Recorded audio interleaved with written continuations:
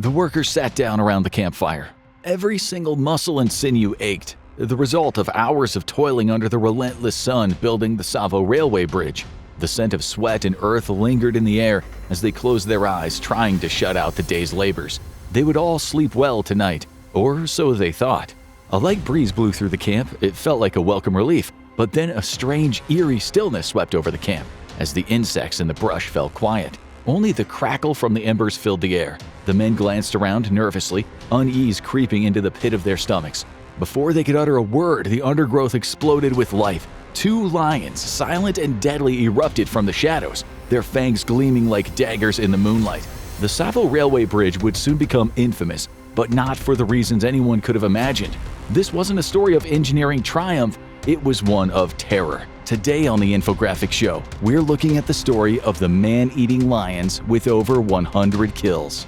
Building a railway line through the heart of Africa was never going to be a straightforward, easy task. The line being constructed ran from Nairobi to Mombasa, passing directly through the Great Plains of Tsavo. Already there was a problem: the river. Situated up in the coast province of Kenya, the Tsavo River ran eastward out of the Tsavo West National Park, near the border with Tanzania, all the way to connect with the Athi River in the west. Home to an abundance of fish, the Tsavo River was as much a natural beauty as it was a major obstacle. Building a bridge across the Tsavo would demand a feat of engineering brilliance, and that task fell to Lieutenant Colonel John Henry Patterson, an accomplished officer in the British Army.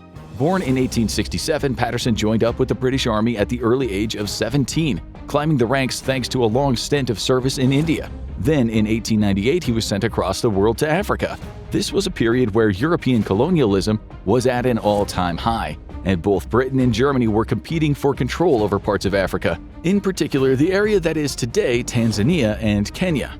Of course, trying to establish themselves as a colonizing power over a new part of the world didn't come without its fair share of unforeseen challenges, like a vast wilderness full of sometimes dangerous local wildlife. One of the ways in which these colonizing nations attempted to assert control over Africa was through the undertaking of huge-scale infrastructure projects. And one of the most ambitious of these was being carried out by the Uganda Railway, a British state-owned railway company who had their sights set on establishing a meter-gauge railway line covering almost 660 miles. British newspapers at the time would refer to the planned railway as the Lunatic Line, a name coined by a British politician to mock what he saw as a reckless waste of public funds. But perhaps the name carried an unintended truth. After all, you would have to be either desperate or downright mad to work there. While the heat, disease outbreaks, and grueling labor were challenges enough, there was a far darker reason why this railway earned its ominous nickname. A grim lunacy was set to take place during the line's construction, because an even bigger threat to the workers was about to arrive. John Henry Patterson might have been a soldier since his late teens, but he had training as an engineer. This was likely to be part of the reason the Uganda Railway Committee in London decided to commission him to oversee construction of the new line. The building of the railway had been progressing slowly, almost coming to a complete halt when it reached the Tsavo River. Patterson was thought to be the ideal fit for someone to take charge of the workforce and instruct them when it came to building a bridge across the river. In March of 1898, Patterson arrived on the site of the railway construction, expecting to have things back on track soon enough. But it wouldn't take long for this seemingly straightforward project to go from making slow progress to turning downright deadly. The construction site itself consisted mainly of several camps spread over an area of around 8 miles. There, thousands of workers, most of them brought over from India by the British, stayed alongside a number of African laborers. These men would work on the bridge from the early hours of the morning until late at night. It was exhausting, back-breaking work, but as if that wasn't bad enough, almost as soon as Patterson arrived at the site, workers began going missing. Under the cover of darkness, something started dragging some of the men out of their tents and feeding on them. They tried everything that they could think of in order to keep whatever it was at bay. Bonfires were set and burned all through the night. The workforce had to abide by a strict after-dark curfew for their own safety. And yet, whatever it was, still hunted them for the next 9 months. There was a period lasting several months when it seemed like the attacks had stopped and normality had returned to the camps. Maybe the culprit had fled from the area, never to be seen again. Sadly, this wasn't to be the case. Word started to reach the workers from other nearby settlements. They too had been experiencing similar attacks. Then, it seemed like whatever was hunting the workers returned. The attacks had not only started up again, but they had intensified dramatically. More and more men were dying, with new killings occurring almost on a daily basis. Construction crews tried to scare off the mystery attackers, building several barriers of thorn fences called bomas around the campsite. Made using whistling thorn trees, they enclosed the entire area, and it was hoped that they would protect the workforce by keeping the attackers out. But it was all in vain. Whatever was hunting the railway workers proved unstoppable. It made its way past the thorn fences with ease, crawling under or scaling over them, and like the predator would slip into the camp under the cover of night, striking fear into the hearts of the men as it claimed its next victim. It was almost like a ghost had just walked through the bomas into the camp undetected, only to drag its victims away into the darkness. Patterson's laborers and even the camp supervisors were repeatedly attacked as the mysterious predator broke through the protective barriers and seized more victims. The mornings after an attack, Patterson and his men would find the latest unfortunate soul a few feet outside the camp perimeter, or whatever was left of him. In his memoirs, Patterson described a number of the occasions that he had to collect mangled human remains that were discovered in the wake of the attacks. On one occasion, all that remained of an unlucky worker were a few tattered items of his clothing and his severed head that lie a few feet away. His eyes were stuck wide open in a startled, horrified expression, and the rest of his body had been devoured, just like so many others before. Some nights, the workers lay paralyzed in their tents, their breaths shallow and hearts pounding. From somewhere in the darkness, they could hear the bone-chilling sound of crunching, every snap and grind of broken bones cutting through the silence, a grim reminder that they could be next. It was like living in a horror story. The attacks got so bad that construction on the railway bridge over the Tsavo River had to grind to a halt. Afraid for their lives, a number of workers threw down their tools and walked away from the site. Men were dying by the night. Who knew who would be the next victim? And just as unnerving of an unanswered question, who was to blame? Obviously, this wasn't a good look for John Henry Patterson. The work stopping meant that there would be serious delays to the completion of the bridge, and that meant major financial consequences for the Uganda Railway. They would probably be looking to point the finger at the man that they'd appointed to be in charge. But keeping things running was going to be a difficult task. Patterson was having a hard time maintaining his authority over the workers, most of whom had refused to continue the project in such unsafe conditions. And as he pushed them, the lieutenant colonel's own safety was put at risk too. The workforce, adamant that they didn't feel safe at the remote construction site, became increasingly hostile toward their overzealous supervisor. Ever since the attacks had started, rumors had been circulating amongst the more superstitious workers. There were many who were completely convinced that their fellow workers had, in fact, been snatched and slaughtered by evil spirits during the night. Some claimed that these spirits had come to punish anyone who dared set foot near the Tsavo River. A number of the workers even claimed that since the attacks had coincided with his arrival, Patterson himself was the reason this ghost had come to exact its bloody revenge. And they were right, at least partly. Although the attacks had started not long after Patterson arrived, he wasn't responsible, but there was a ghost and a darkness to blame for the attacks. Though they weren't malicious, vengeful spirits, they were a pair of man-eating lions.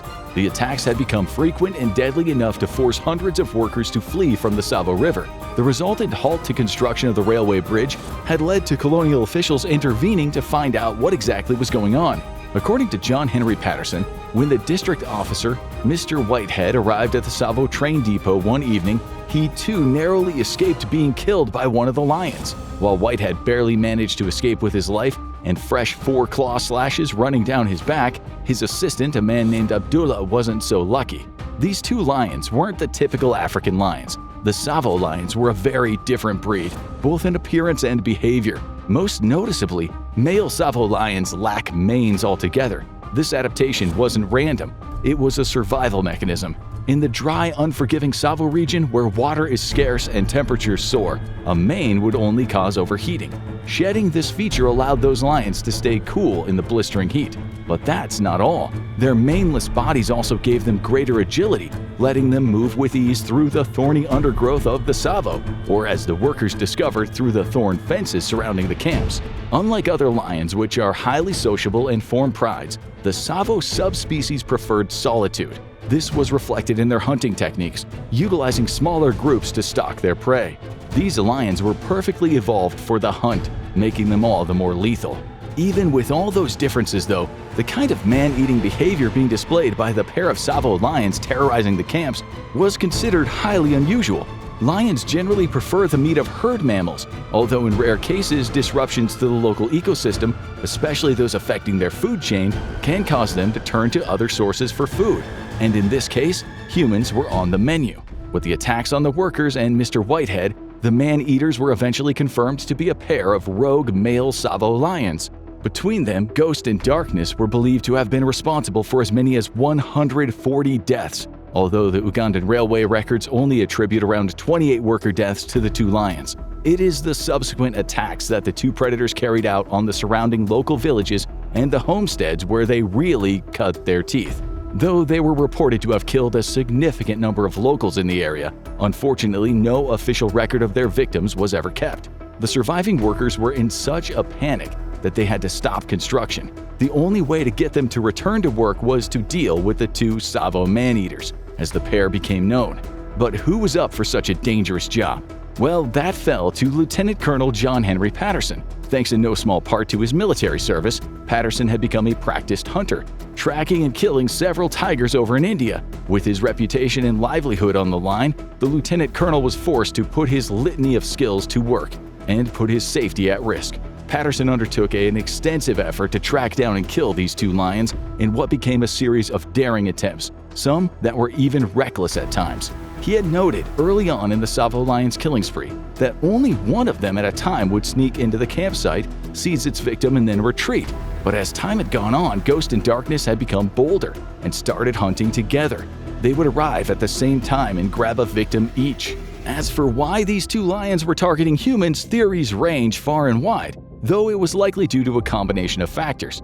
Some behavioral studies suggested that when human settlements were established close to the lions' territory, the lions were more likely to adapt to preying on humans, especially if other food sources were scarce. It's thought that this could have well attributed to the Tsavo Man-Eaters' behavior, since there may have been an epidemic of rinderpest in the area. This infectious viral disease spread amongst the cattle and buffalo populations, leaving Ghost and Darkness with fewer options when it came to food. Luckily for them though, the railway workers' camps provided an almost constant food source: the poorly buried corpses of deceased workers.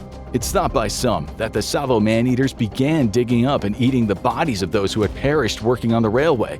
Then once the two big cats had depleted that food source, they moved on to the next closest and most vulnerable prey: the workers asleep in their tents.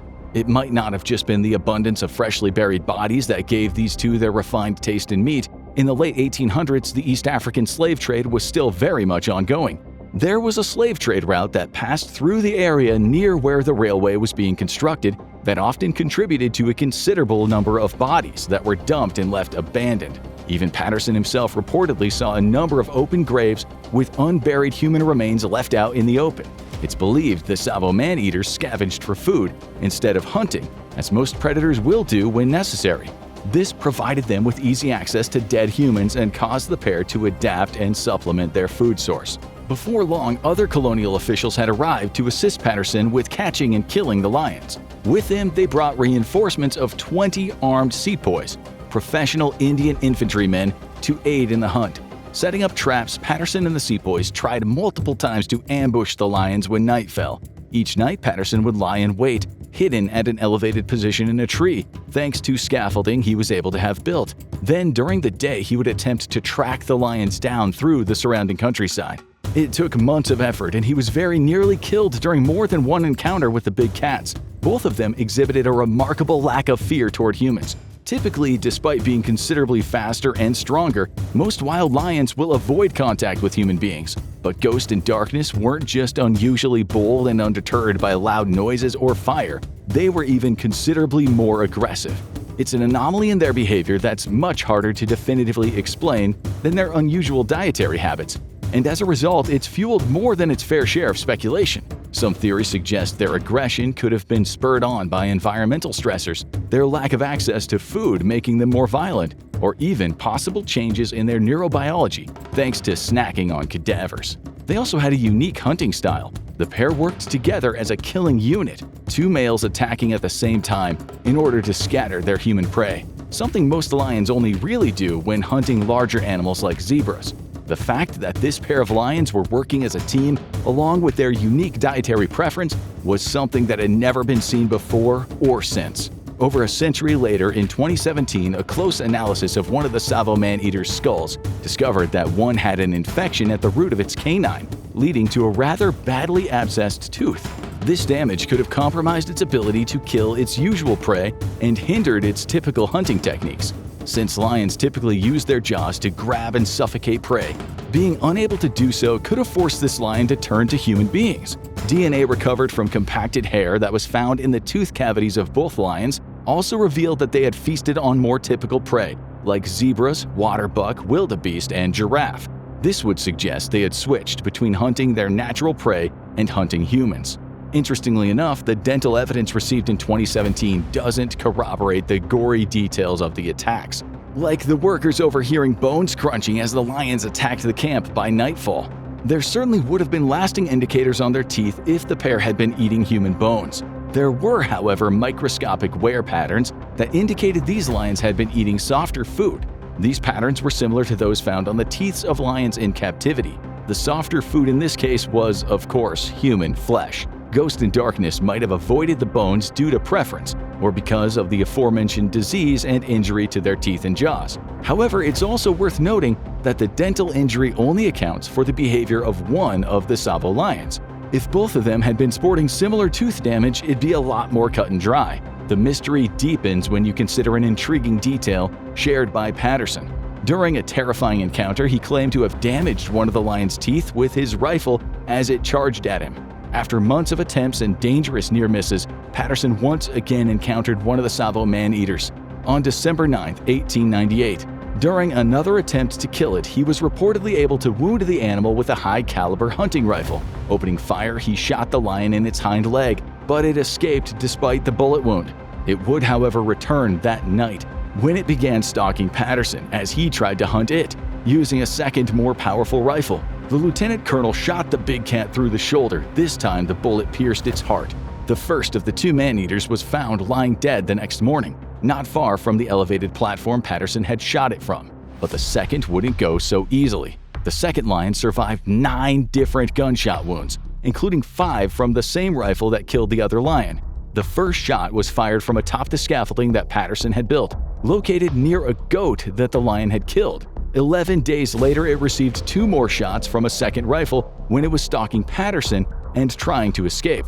Finding the lion again on the morning of December 29th, Patterson then shot it an additional 3 times with the same rifle. This severely crippled the lion, preventing it from getting away and allowing the accomplished hunter to shoot it 3 more times with a third rifle, twice in the chest, once in the head.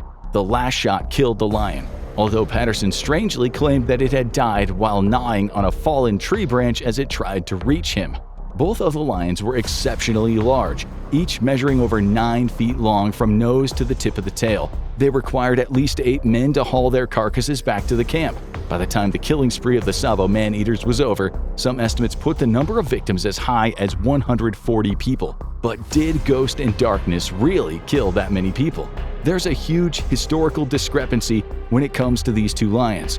Modern studies have taken a closer look at the remains of Ghost in Darkness, performing chemical tests on the fur's keratin and bone collagen. It was confirmed that one of the lions had eaten as many as 11 people, while the other one had 24 kills. But it only puts their total combined body count at 35. So what could have possibly accounted for the additional 100 deaths? Well, the claim of the lions killing between 130 to 140 people came from Lieutenant Colonel John Henry Patterson himself. The records from that time aren't entirely accurate. It's possible that the railroad company might have wanted to minimize the number of victims to keep the work going, and it's also possible that Patterson might have inflated the numbers in his memoirs to make the story of what he called the Tsavo Man-Eaters' reign of terror more exciting. In the wake of the lions' deaths, word of the Tsavo Man-Eaters incident began to spread rapidly. Telegrams came pouring in congratulating Patterson on his successful hunt. Closer to Tsavo, the railway workers and locals from the area who had been fearful for their safety were quickly to declare Patterson a hero. The incident was even mentioned in Britain's House of Lords by the Prime Minister at the time. With the threat of man-eating lions no longer present, the workforce returned to the Tsavo Railway Bridge and construction was eventually completed on February 7, 1899. Although many of the workers had at one point voiced their anger and even threatened to kill Patterson during the earlier months, their view of him eventually changed. Recognizing the extraordinary risks he had taken to protect them, they presented him with a token of their gratitude. It was a silver bowl with an inscription engraved on it, expressing their gratitude to the man who had killed the ghost and the darkness. Patterson considered this bowl to be his most highly prized trophy, and the one that was hardest to win. What's your take on the Tsavo man-eating lions? Were they simply acting on instinct, or is there more to the story? Share your thoughts in the comments. Now go check out the tiger with the 436 kill-to-death ratio, or click on this video instead.